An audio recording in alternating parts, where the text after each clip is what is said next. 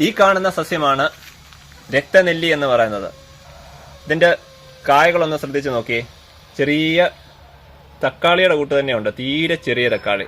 ഇതിനെ കണ്ടിട്ടാണ് പലരും തെറ്റിദ്ധരിച്ച് മണിത്തക്കാളി എന്ന് തെറ്റിദ്ധരിച്ച് കഴിക്കുന്നത്. എന്നാൽ ഇതിന്റെ കായകൾ വിഷമയമാണ്. അതായത് പലരും പറയും, ഇത് ഞാൻ കുഞ്ഞുനാളിലെ കഴിച്ചിട്ടുണ്ടല്ലോ, അല്ലെങ്കിൽ ഏതൊരു വിഷം കായകളെക്കുറിച്ച് പറയുകയാണെങ്കിൽ ഞാൻ അത് ഇന്നലെയും കൂടെ കഴിച്ചതേ ഉള്ളൂ. പക്ഷെ ഒരു കാര്യം മനസ്സിലാക്കുക, ഇതൊക്കെ എന്ന് പറഞ്ഞു കഴിഞ്ഞാൽ പഠനം നടത്തി തെളിയിച്ചിട്ടുള്ള കാര്യങ്ങളാണ് ഞാൻ ഇതിനകത്ത് പറയുന്നത്. റിവിനിയ ഹ്യൂമിലിസ് എന്ന ശാസ്ത്രീയ നാമമുള്ള ഈ സസ്യം തന്നെയാണ് ഈ പറയുന്ന രക്തനെല്ലി. നിങ്ങൾ ഉദ്ദേശിക്കുന്നത് മണിത്തക്കാളിയാണെങ്കിൽ അത് വേറൊരു സസ്യമാണ്. ദയവേത് നിങ്ങൾ ഈ ഒരു കായകൾ കഴിക്കരുത്. ഇത് കിളികൾ കഴിക്കുകയാണെങ്കിൽ അവർക്കത് വിഷയമില്ല.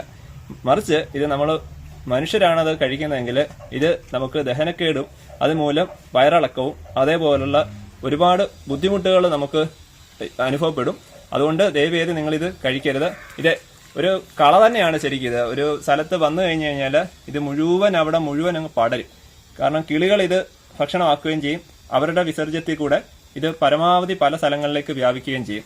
അതുകൊണ്ട് ഇത് കണ്ടില്ലേ, ഇതിന്റെ വളർച്ച കണ്ടില്ലേ, വലിയ രീതിയിൽ തന്നെ ഇത് വളരും.